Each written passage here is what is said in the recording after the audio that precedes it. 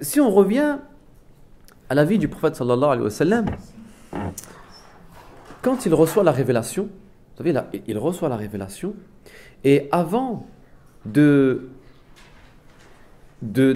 le prophète à transmettre cette lumière, Allah va interrompre la révélation.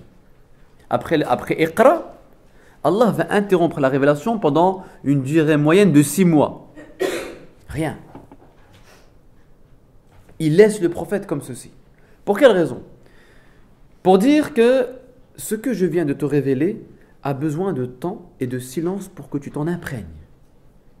Déjà, ce que je viens de te dire là, imprègne-toi de cette sagesse avant la prochaine révélation.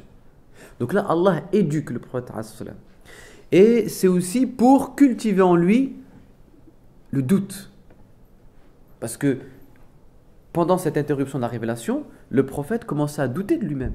Il se dit, mais est-ce que c'est vraiment l'ange Gabriel qui est venu à moi? Ou est-ce que c'est l'œuvre du démon?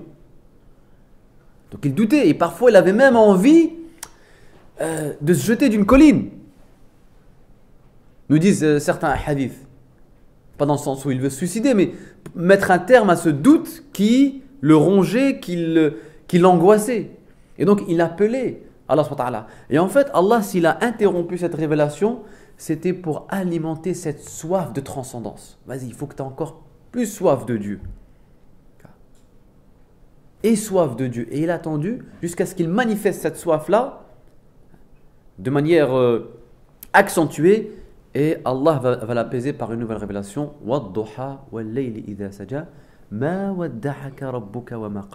Dieu ne t'a pas oublié. En fait, il était, par le silence de l'interruption de la révélation, il était en train de t'éduquer. Maintenant que tu es éduqué, que tu as cette soif de transcendance, cette soif d'infini, eh bien, charge à toi de faire rayonner cette lumière.